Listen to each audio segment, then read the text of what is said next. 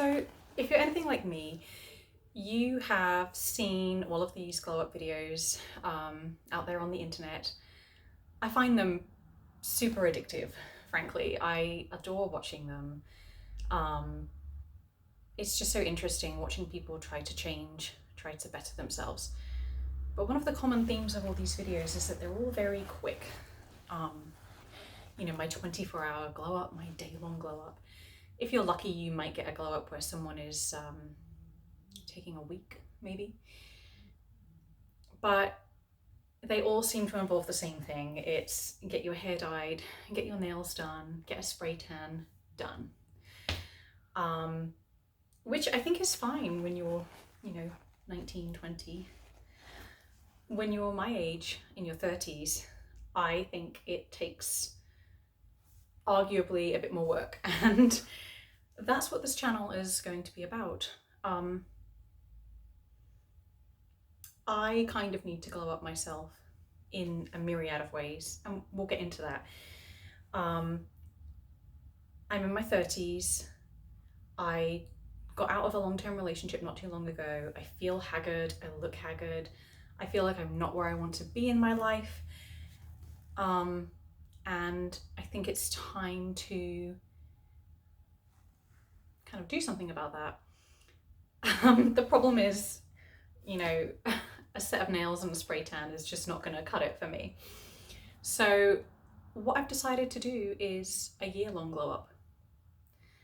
What is it today? It's February 6th, something like that. I want to come back in a year and see where we're at, and I'd like to document this process on the internet. This is my first time ever filming a video. So we're going to see how this goes. But something needs to change in my life. I guess it's a midlife crisis. I'm not really sure. But let's back up a little bit and talk about what spurred this whole thing on. So I broke up with a partner who I'd been with for 8 years, almost 8 years. And for, about 10 months after that breakup, which was about last April, I want to say, I have just been single. I've been, wanting to kind of work on myself. I haven't really had the confidence to date. I think there's no wrong way to do it. I think you can get out of a relationship and launch straight into another relationship, and that's great. I think you can take all the time in the world that you need, and that's also great. For me personally, I really needed to take some time. I downloaded a dating app a couple weeks after I broke up with my ex, and was on it for about half a day and was just completely freaked out and completely overwhelmed by just everything. And I deleted it immediately and have been single ever since. But it's coming up now on 10 months that I've been single, and I think it would be nice to get out there and date again.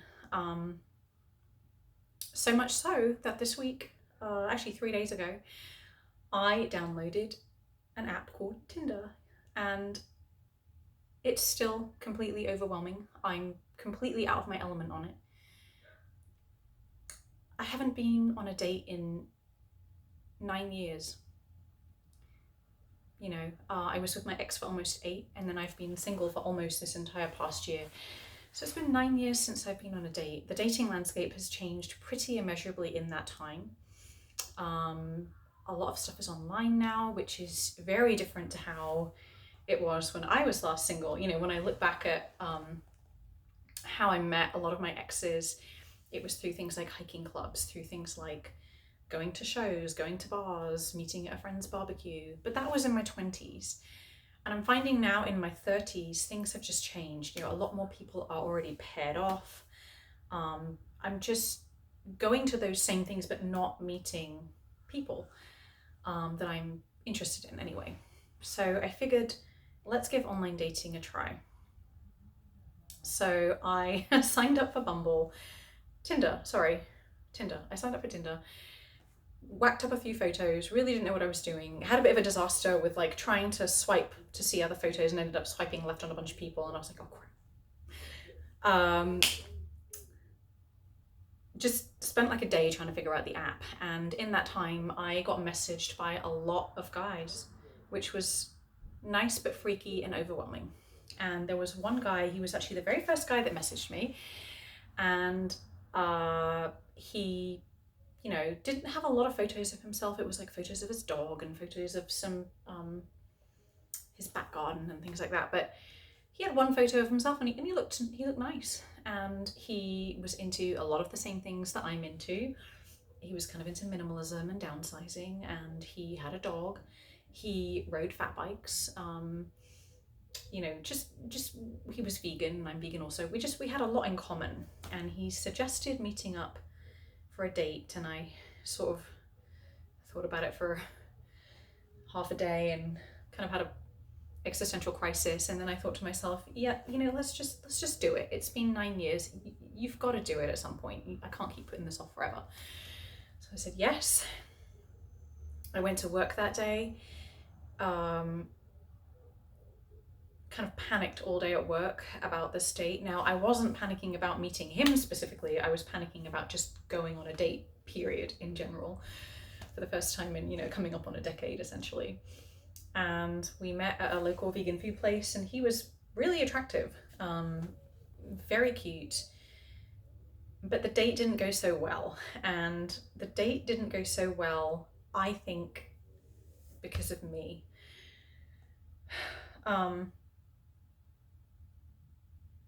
We sat and ate food for an hour, and then we went our separate ways, and there was nothing wrong with the date, but the whole time I was on this date, I just kept thinking to myself, I was thinking a lot of things to myself. I was thinking, gosh, does he think I look less pretty than I do in my photos? It's superficial, but I was thinking it, and I probably did. I was thinking to myself, God, I wish I was more confident. You know, there were some times on the date where I just kind of, my mind went blank and I couldn't think of something to say. I really liked this person, but I wasn't presenting myself well. I didn't have a lot of confidence about my looks, about where I was in life, about my ability to conduct a conversation. And, you know, the date wasn't a disaster, but we messaged each other and said, you know, I had a nice time, and it sort of just ended there, and we haven't messaged each other since. And I, you know, have to accept the fact that, you know, it was a first date, and you know, it didn't go great, and it was mostly my fault. And this date really has prompted a lot of soul searching for me. You know, what I keep coming back to is, had I had more confidence, had I maybe been making more of an effort with my appearance. Now, I think the confidence trumps the appearance, but you know, it's about everything. That date might have gone way better, and maybe we would have had a second date. Who knows? Maybe not. But it's really given me kind of a kick in the pants to want to focus on myself this year in a lot of ways. I want to be able to go on a date and feel really confident that I'm an awesome person, and that I've got the conversational skills down, and I can, you know, hold my own and be myself. And, you know, the fundamental problem right now is that I don't have any of that. You know, I don't even know where to start. You know, I don't feel attractive. I don't feel confident. I have, you know, a lot of mental health issues that I'm working through, but we're not there yet. I've got a lot of kind of emotional fallout that I'm still processing from my last relationship, where there were a lot of issues and a lot of red flags. So this year is going to be the year of the glow up. I'm going to continue to go on dates. I'm going to have no expectations on these dates. I think it's a great way to practice my people skills, to practice my conversational skills, but, you know, at the same time, running parallel to that on another track, I want to be putting a lot more work into myself, because that's not something I have really done since I broke up. And also, you know, let's be frank, like a lot of people who are in long-term relationships, I wasn't putting a lot of work into myself. I was comfortable. I was in a rut. I was just chugging along. And that's all going to change this year. So February 2021, we're going to see where we're going to be. Now I have a list here. I have a list here of things that I want to work on, okay? And we're just gonna run down this list really quickly, just as a little primer. It's not in any particular order. This is just in the order that I wrote it. So please don't put any weight on the order that I go through these things in. So the number one thing I want to work on is outward beauty. Now, I'm a feminist, and I have wrestled with this one a lot. I haven't put a lot of effort into my appearance, and I've always told myself, you know, that is kind of at odds with being a feminist. You know, being a feminist means you don't care what people think about you, and you don't, you know, give a lot of thought to your appearance, and you're more focused on changing the world and being an awesome person and all of this stuff. And that's all true. But I think, you know, for me, outward beauty does reflect confidence, and I don't have a lot of confidence. I would like to be prettier, and I'm wrestling with that. I'm wrestling with just weighing up being pretty versus being, I don't know, everything else. I don't know. It's really hard to put into words. I feel like I'm sort of betraying myself. I feel like I'm maybe giving into like a very superficial side of my personality. But at the same time, you know, I'm in my 30s. I'm not getting any younger, and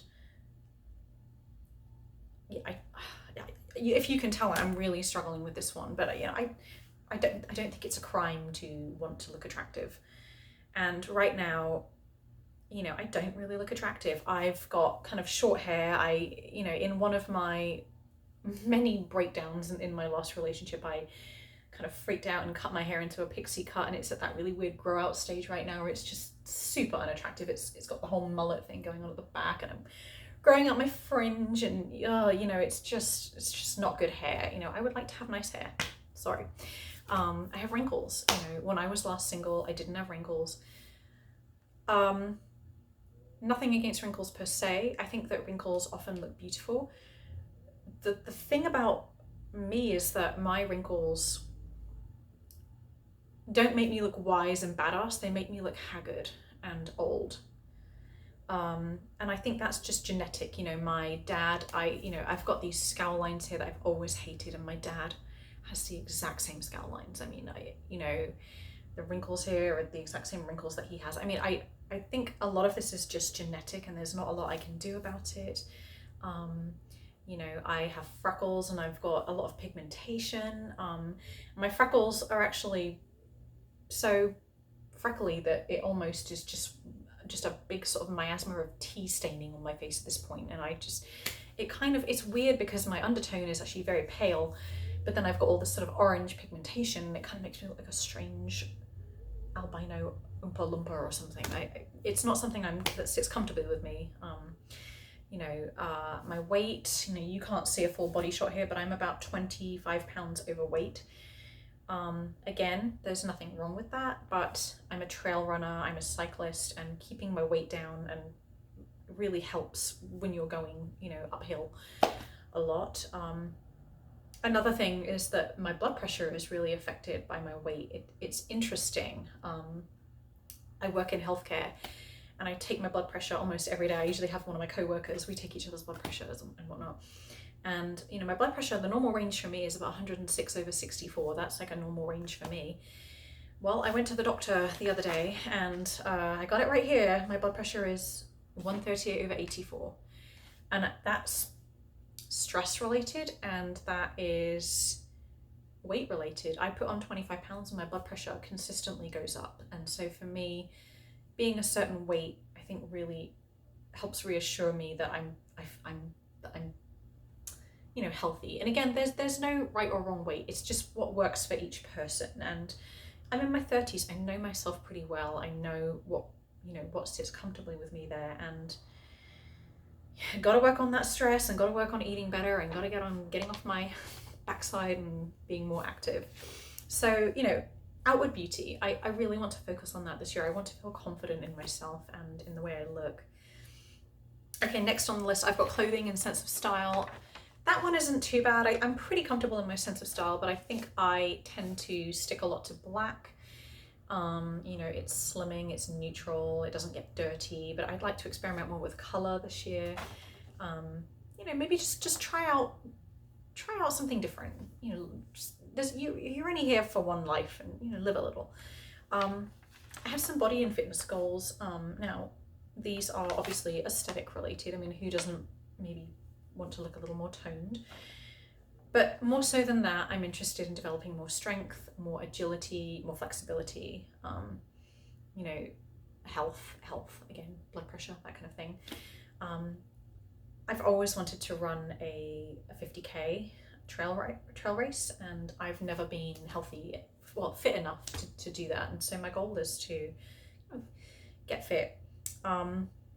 Diet is the next one I've got on my list here. Now, I'm vegan, as I may have already mentioned. I grew up in the UK, and it's very common to be vegetarian there, very common for a myriad of reasons. It's just, I think people are more conscious about where their food comes from over there. We have a lot of religious groups that don't eat meat, and so just the population in general is geared much more towards vegetarians. Now, I went vegetarian when I was 11, which is very common in the UK. It's not weird like it is over here. I've been vegan on and off for the past couple of years, mostly for compassion reasons, not so much health reasons. But my diet is terrible. Anything that you can get with meat, you can now get with a vegan option. Anything you can get with dairy, you can now get with a vegan option. There's vegan Magnum ice creams, there's vegan Ben and Jerry's, there's vegan Haagen-Dazs, there's vegan beef burger. I mean, you name it, And that's not even getting into the fact that a lot of junk food is vegan anyway. Oreos, potato chips, all that stuff. So, I need to focus on eating better because I don't right now. Next on my list is stress. I'm a very, very stressed out person. Again, as I mentioned, my blood pressure responds when I'm stressed. I need to do yoga more. I need to meditate more. I need to exercise more. I need to focus on saying no at work more. I work in a field, healthcare, that's always very short-staffed, and if they had their way, they'd have you working 24 hours a day, 7 days a week, 52 weeks a year, and they wouldn't care if you dropped dead. It's just, you have to really put yourself out there and say no to picking up the just non-stop extra shifts, and so I need to work more on that. Mental health is a really big one for me. I'm depressed. I have had depression since I was 22. I'm now in my 30s, and I only got diagnosed as depressed a couple of years ago. The thing about being English is that we're very good at denying our problems. A lot of English people, myself included, have this sort of mindset that feelings are like organs, right? Better on the inside, and you just stuff it down there and you don't talk about it, and if you don't want to bother the doctor with your problems, and everyone else has it way worse than you, and you just need to man up and all this stuff. But I finally got to a point a couple of years ago where I did go to the doctor and got diagnosed with depression, and I'm taking medication for it. But my mental health is one of the biggest things that I need to work on, and I've already made a head start with that, but I have a lot more work to do. It's related to so much. My overeating comes from, my mental health issues, my, lack of confidence, my lack of self-esteem. Everything is just tied into my mental health. And so that's a really big one I want to work on and plow a lot more money into this year. Next on my list, I've got physical therapy and body work. I've got so many issues with my body. I've got knees that don't work and toes that don't work, and I've got scoliosis in my back, and I'd like to address some of those this year. Okay, so next on my list, I've got career goals. I'm not where I want to be, and that is, I'm stuck in this kind of weird cycle of, I want to be somewhere else in my career, but unfortunately in the healthcare field, that takes money. It's not like a lot of other fields where you do a really good job and your boss really likes you, and so you just get a 10 grand pay raise, or they promote you to another department. In healthcare, everything is very, very regulated by the state board. You can't just decide, oh, I'm an LPN and I'd like to be an RN. If I just work really hard, I can be an RN. No, you have to go to school and pay $60,000 and get your RN.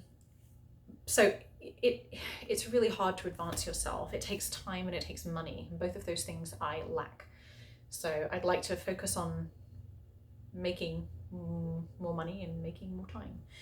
I have relationship goals here, and again, you know, that comes way back to right at the beginning of this video where I was talking about this date and just how terrible I was at it, and yeah. And then my last goal here is values. And I probably should have put this at the top, really, because I think everything else kind of trickles down from your values. If you don't know what your values are, what kind of life are you going to lead? And I like to think I'm clear on my values, but I think that's something that there's always room for you to evaluate your values and your goals. And I think a lot of people stay stuck with the same set of values because change is scary, or a lot of people around them have expectations of what their values are. You know, it's very difficult to do something like, you know, renounce your religion or change political affiliations, or, you know, maybe you're a vegan and you've decided you want to eat meat, but you're going to piss everyone off. I mean, there's a lot of, now, none of those things apply to me. I know what my religion is. I know what my political beliefs are. I know what my, you know, kind of ethical beliefs surrounding food are. But there's a lot of values that I'm not really clear on. And even if I am clear on them, I maybe haven't prioritized them in the right order. You know, I say that I value free time, and yet I work all the time. You know, I say that I value sleep, and yet I'm an insomniac. You know, there's a lot of things that I need to work on. So there we are. Yeah. 365-day glow up. It's going to be way more than a fresh set of nails and a spray tan. Although I will be doing those too, probably, because I'm pale as hell. So follow along. You know, maybe you're in the same position. Maybe you're in your 30s and you've just gotten out of a terrible relationship and you feel lost and you don't know who you are anymore and you want to change and you're not really sure how. Well, you know, I'm in that position too, so let's do it together. I'm going to be posting videos sporadically, but, you know, I'm going to try and keep up this year with getting things out to you, and, you know, we'll see where we are in a year's time. So thanks for watching and stay tuned.